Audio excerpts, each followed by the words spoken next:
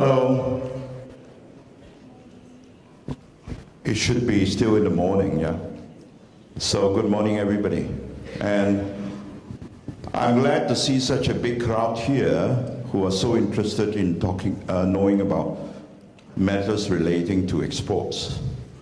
Thank you for PanPages for giving me this opportunity to come up and share with you some of my experiences in terms of exports. Now, my presentation today, in terms of logistic, in terms of e-commerce logistic, will be only central on B2C. But of course, B2C and B2B are not too much of a difference, except that B2C, as you know, some of your parcel that you send can be just 5 gram, 10 gram. Usually it's sent by post. And how can we do it if it is just 10 grams, 20 grams? Basically, it's a volume game. So let's go on and see what I can share with you in terms of how we do it. Oh, I pointed. Okay.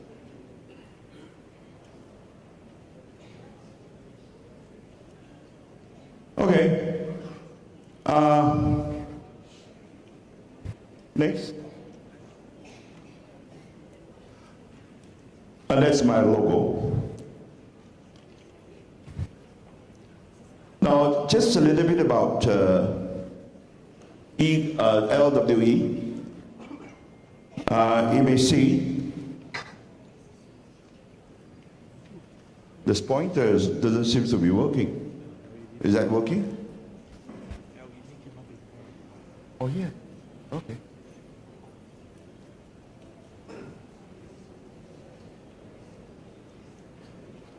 No, doesn't matter.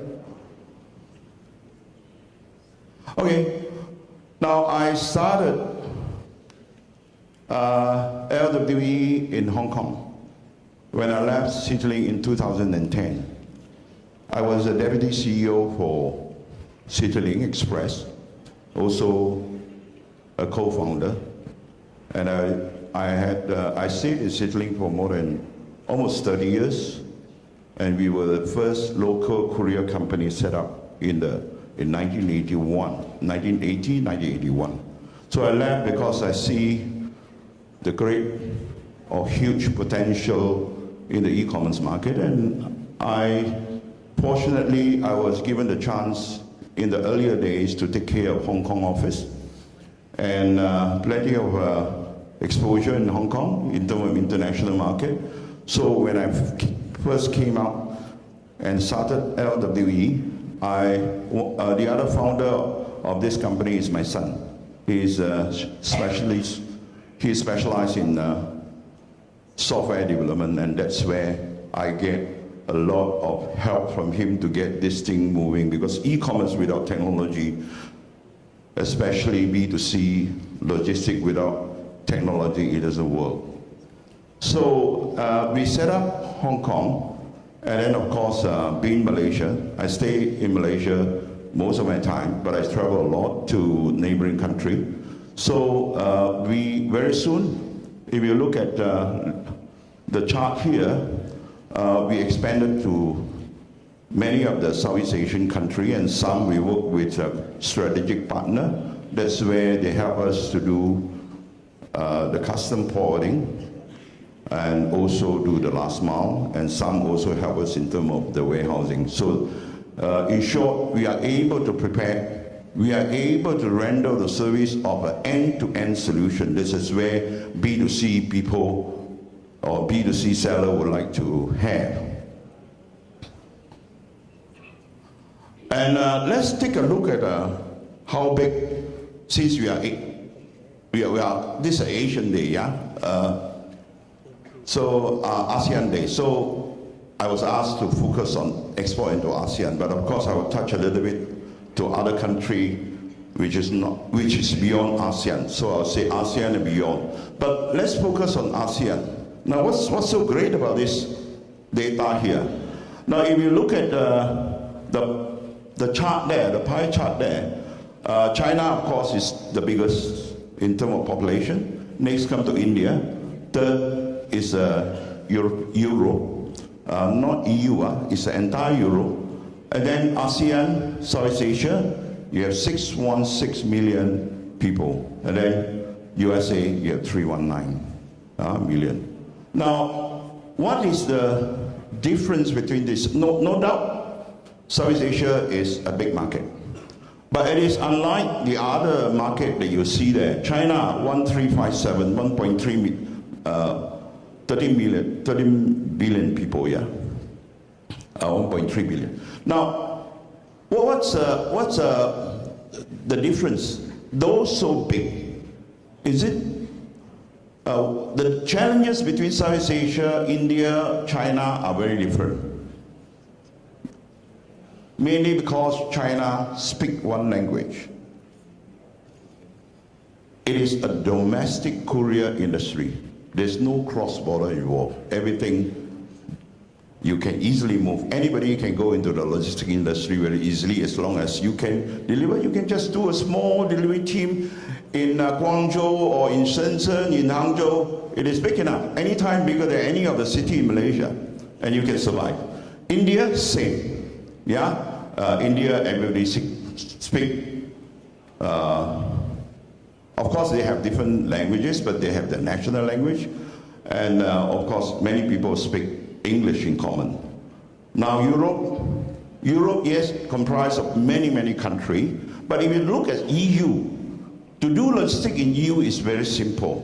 You just need to import any products through any of the gateway, namely Frankfurt, Belgium, I would say Netherlands. Netherlands means you go into Amsterdam. Belgium, you import through Brussels. Or you import now, still within the EU, UK. Then you are free flow within the entire EU. Just one custom clearance. Next, US. Also is one country, one language. It's so easy.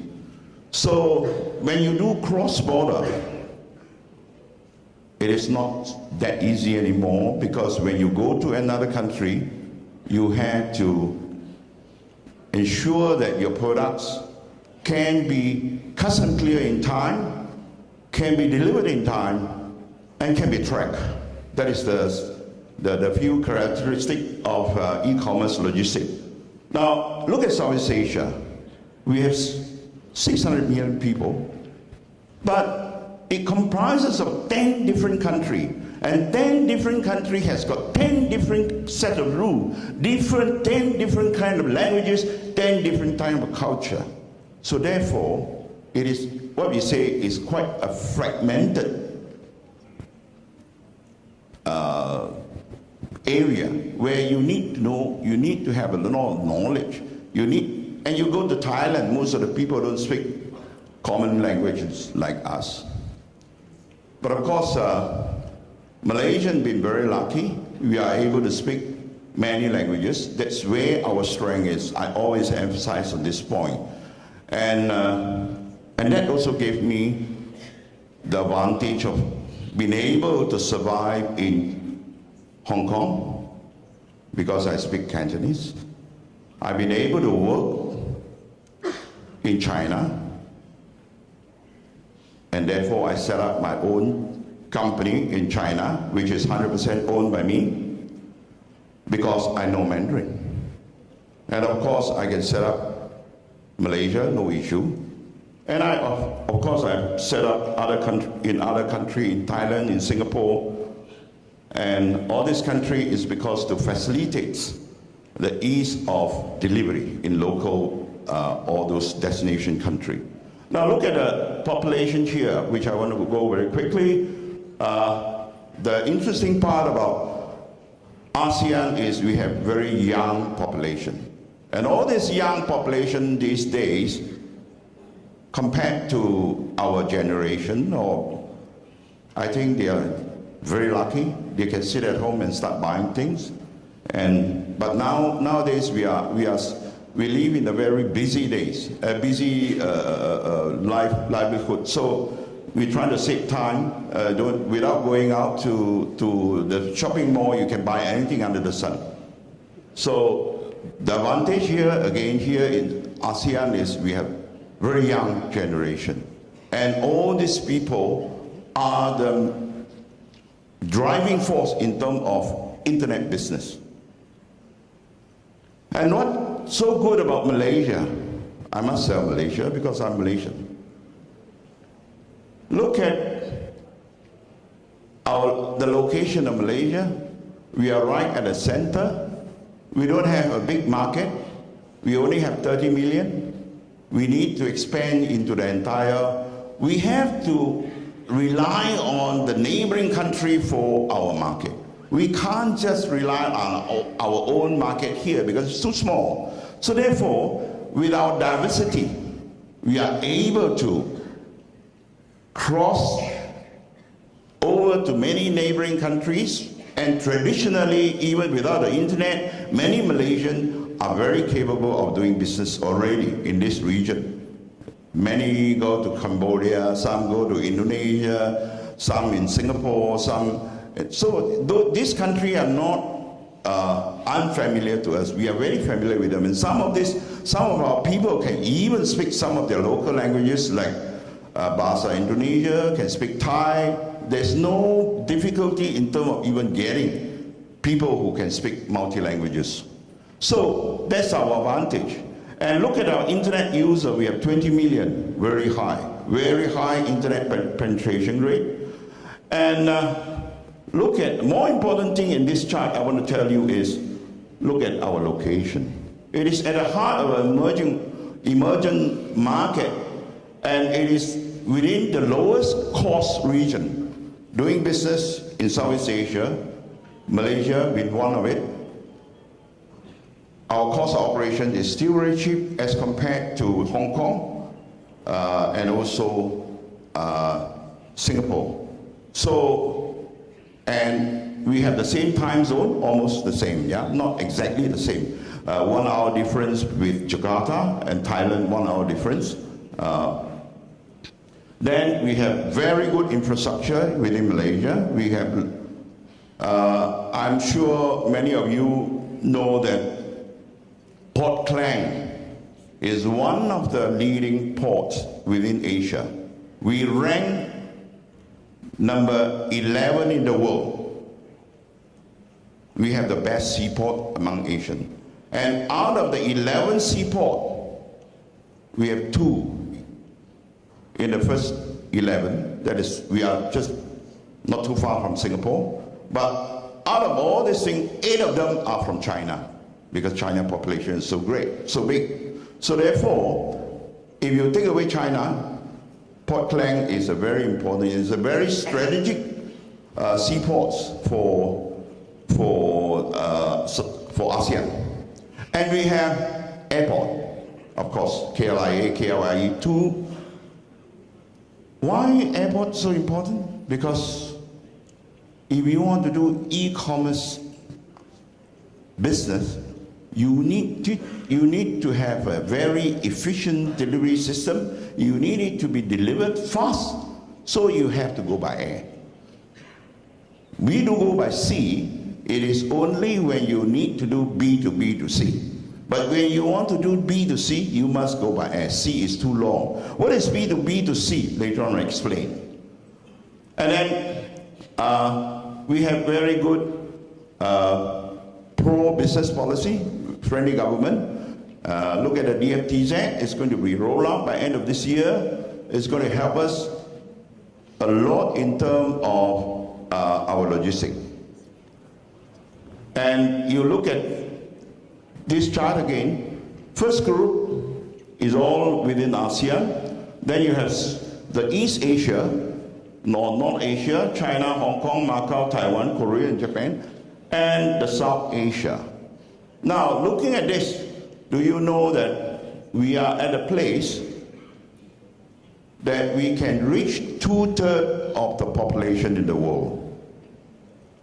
And therefore, I would say that we have such a huge market for us to tap on. So don't just think of Malaysian market, think of the world. We have 2/3 population within our reach, within 8 hours. And we have all the flights within Malaysia to service all this country, because today, Asia, Malaysian Airlines fly as far as Europe, Middle East, and the entire Asia. So, and the freight cost, if you were to compare against what we are doing in Hong Kong today, Malaysia's freight cost is still very reasonable. And if, with proper planning, with proper supply chain management, we can reduce the cost tremendously if you make full use of Malaysia, especially with the forthcoming of the DFTs Act.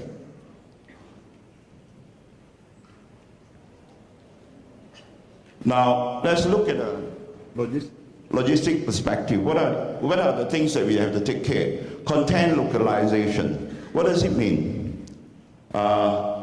Import duty and tax. Because when you do e-commerce, you do not want to do like B2B. B2B means most of the shipments are bulky, and then you send to the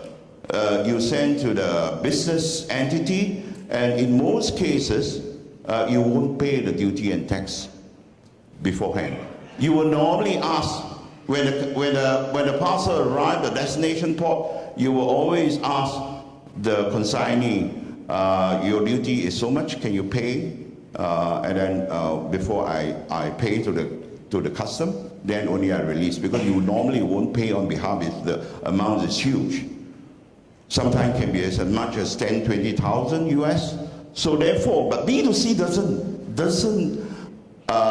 in the B2C logistic, in B2C delivery, we don't normally ask the consignee to pay, because it would delay the whole process. It might take 2 or 3 days. So we will always work out a duty inclusive services, what we call the DDP.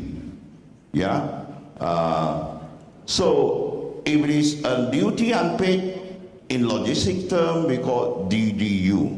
So if you do a DDP services, duty is paid before even it is delivered, and you pre-calculated the duty before you deliver, so that before you sell, so that the customer, when you sell in particular country, you know that the total landed cost in that destination country is going to be so much, and therefore people just buy online and pay. So the consignee don't have to worry about the custom clearance. Everything will be delivered to the door with everything paid when they pay online. That's how it works. And drop shipping, what is drop shipping? What is customer service? And all these things are very important in terms of a B2C project. What is localizations? Simple. All those, you have German, you have French, you have Spanish, you have Chinese, you have Bahasa Indonesia, you have Thai, you have Cambodia. So when you want to sell your product into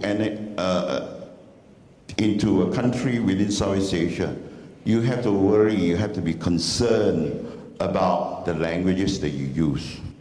Certain description may be usable even in English, even in Bahasa Malaysia here, but it doesn't, you can't use it in Indonesia. It may end up a different meaning, so you have to be careful. This is what we call the localization content. So you need somebody to help you to put up in the e-commerce platform or the e-marketplace. So this is one of the challenge, and you need people to help you. Of course, you can't do it yourself. There are many people in the market, there are many service providers can help you to do this part. But today I'm talking about localization, I'm talking about logistics. I won't spend too much time on this. The other issue is currency. You sell in Indonesia, you have to collect rupiah. You sell in Thailand, you have to collect Thai bahts. Okay? So all this you got to be concerned, and then you have to work with the payment solution company as to how they can transfer back the money to you. And if you so happen that you want to do a COD case, then what happened? You have to collect cash from the consignee. Again, these are the challenges.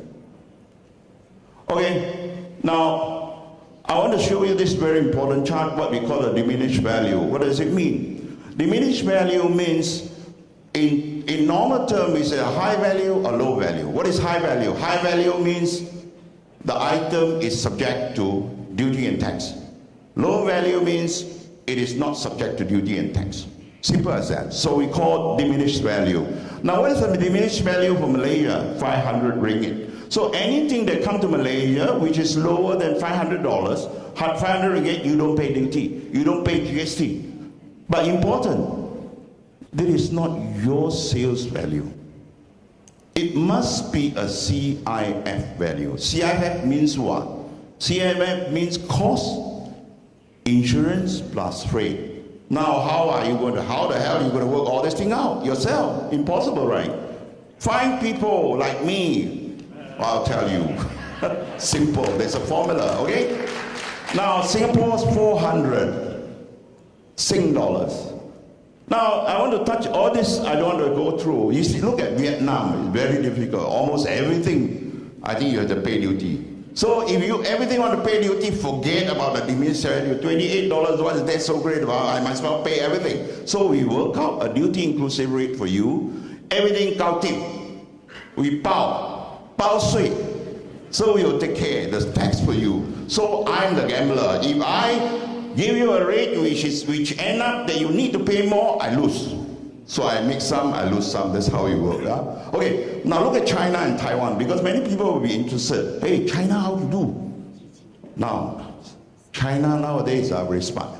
These Chinese people, they really squeeze you every single cent. And Chinese people, they know that many people are buying things from overseas. Government, how to tax you? You look at China and Taiwan, strict there, say personal ID.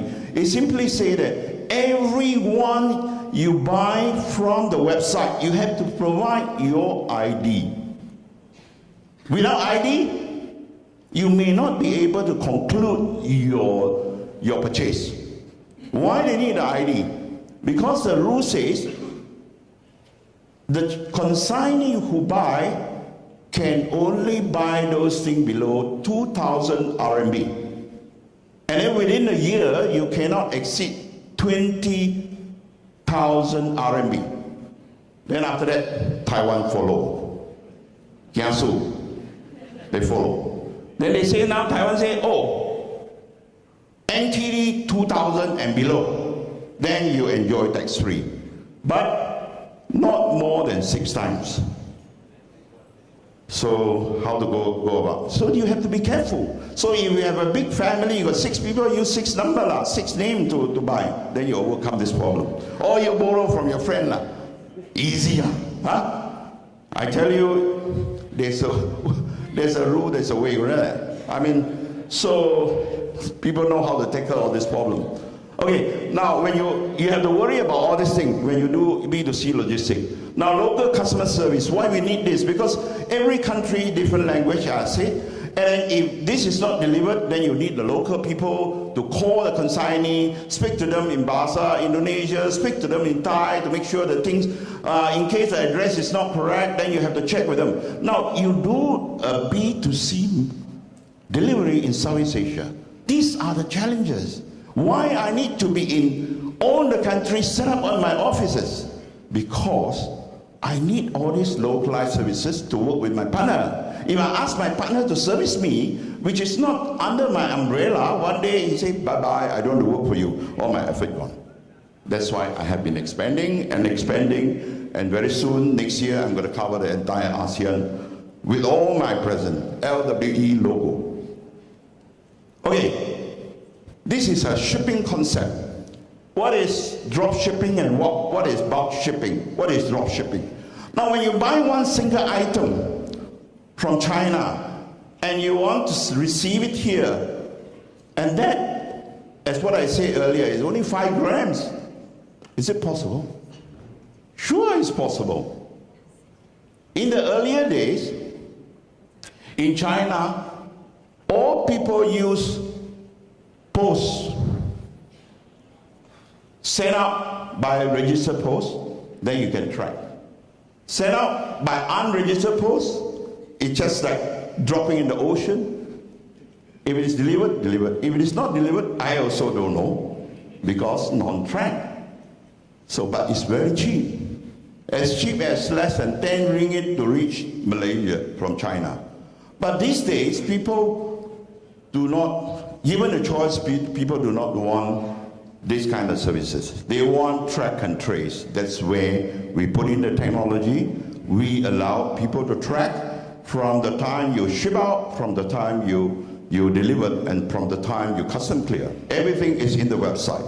Now, dropship means, now traditionally, when we do business, you buy from people in bulk, and then you receive all the shipment, and then you distribute. But dropship means, if you are e-commerce sellers in China, you don't touch the goods at all. You work together with your supplier, and the supplier has got a system for you to lock in. And you tell the supplier, send this to so-and-so, I create the label. Then the supplier will send it to us, we will send to the consignee. The supplier doesn't have to do warehousing. This is called drop shipping. Malaysia, many people can do drop shopping. You can do drop shopping into Southeast Asia as long as you hire somebody like LWE to do your pick and pack, warehousing, and there you are, you do everything. But you just focus on warehouse. You don't care about the warehousing, you just care about the cost, you just care about your marketing. Finish.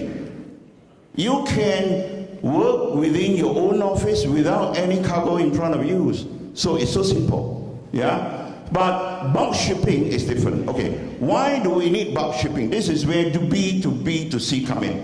Now, for instance, today, you have such a beautiful products that you can sell so well in the entire ASEAN. You say, no, I'm not going to buy one by one. I'm going to buy maybe 1,000 pieces. So I import it. Don't import by air. We help you to bring in by sea. Clear in a port clank, and then you pay duty. Then you put in the warehouse. The warehouse will then do we call the put up into to the warehouses, put away, and then you do the pick and pack when there is an order. Then we deliver for you. We will just ship it out for you. We even label for you. Now this is how the bulk shipping works. It is called a B to C. But what happened if this shipment is for the entire ASEAN? You're not going to pay duty first in Malaysia. Then after that you ship it out, then you've got to claim it back. Impossible to do that for this kind of B2C business. Therefore you need a bonded warehouse. Therefore you need DFTZ. Right or not, Mr. So? I'm doing a bit of an advertisement for MTech today because they are in front of me. I cannot sit. I have to talk about DFTZ. But in reality, it's true. DFTZ will help us to reach the world. We have to remember how it works, and therefore this simple diagram will let you have a picture. Now, shipping custom restriction. Now, when you ship to another country, you have to worry about, if it is cosmetic, is skin lotion. If it is food supplement. Now, all this, because it's for human consumption, human obligation, you need permits, health permit. Now, how the hell I get a health permit? Because I don't have the ingredient of this product. How am I going to apply? And I'm not going to apply if I'm just selling about 1,000 of pieces, 20,000 pieces. So therefore, this is again something that people who are expert in this, there are people who are specialized in this to help you to get a permit. But unwritten rule, some country, if they know that this brand is already known locally, and if it is being sold in the market, and if it is for personal consumption, you are not buying it to resell, custom will let you go. But not every country. Some country cannot. But some country cannot. How? Do DDP. We pay duty. But in bulk, we can do that. So that's custom issue. So again, not only the permit issue, you have to be worried about what if you send things like the power bank. Power bank is 100% restricted. You cannot uplift because it's considered as dangerous goods. Anything with battery, built-in battery inside, strictly speaking from China, no uplift. And we in our warehouse have an X-ray machine to scan through, to check whether it is battery related or not. If it's battery related, we'll take it out. Then we'll pack it specially for you. Then we'll go through certain airline that allow the uplift. Otherwise, you cannot mix with the rest. The moment you mix with the rest, my whole lot of shipment will be stuck.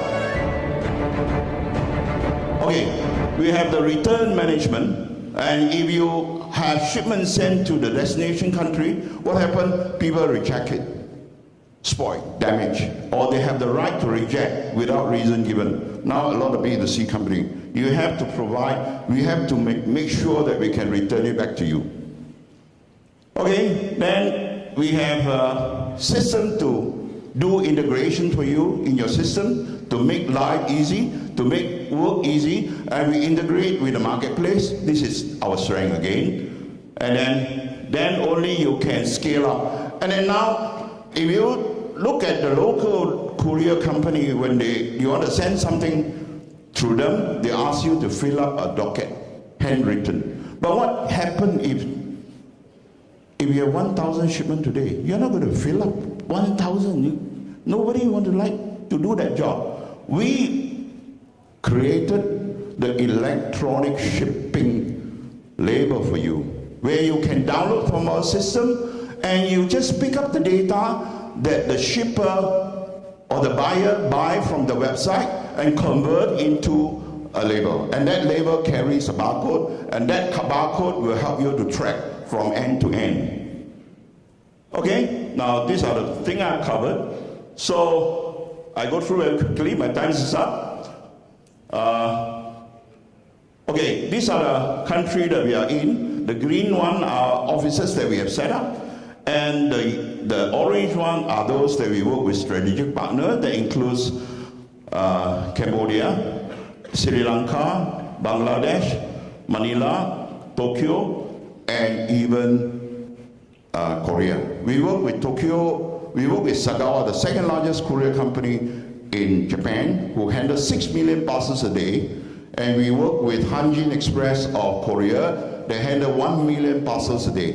Why they work with us? Because we are strong in Southeast Asia. And they are working with us because they want to send the parcel into Southeast Asia through us. Okay, now this is a very diagrammatically, I'm trying to explain how we work. Now, first of all, the shipment put into the warehouse, you do the pick and pack, and then you sort, put into the manifest, electronic manifest, then you send to the cargo center. The cargo center means the cargo terminals. Then after that, you do the export documentation. Then you go through the custom to export. Custom, in terms of export, is quite easy, as long as you don't send anything which is prohibited. And then you uplift in the plane, go to the destination, custom clear first, electronically, and then you go into the distribution center, delivery station, then go down to the door-to-door delivery. Now all these things can happen within a day. Cross-border, we can, all the Southeast Asian country today, except Indonesia now because they're very strict in terms of B2C, it takes about 2-3 days to clear. But other countries, we do it within a day. Normally, when you do a shipping like this, you have to change label, you have to change, if you send to this agent, the agent will have to change the label. Now keep changing, and finally you don't know how to get it tracked. So our technology gave us the advantage of we created one shipping label. That means to say from the time we ship it out, we have a number, and this number will be able to allow you to track from end to end, even though they are not part of our company. Because we have the IT integration, we have API with the system, and all these things are done behind the system. It is a back-end solution, and we have spent hell of a lot of money on doing this. Then we'll print the label. You see that? And even today, Post Malaysia can accept our label to deliver our parcel. Okay? If it is in China, I will use the China shipping label and print it out under the logo, but my tracking number is still inside.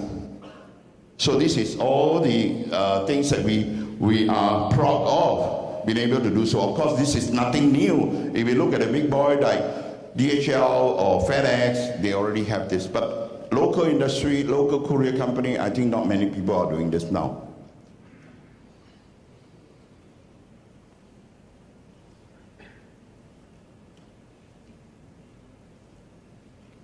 Okay, I think that's about all. And I think to cover the entire logistic flow is not easy. There are a lot of nitty-gritty, there are a lot of rules that you have to follow, but I don't mind. If given a chance, I can even provide a workshop and teach you how to sell overseas, including how to do marketing, including how you work with a partner service provider like logistic agent, like a payment gateway, how they can pack it together so that you don't have to worry how you sell in Southeast Asia. And that's our objective of having a seamless solution for everybody. Make life easy for you or the seller. Just think of what you want to sell. We will make it happen for you. Thank you so much.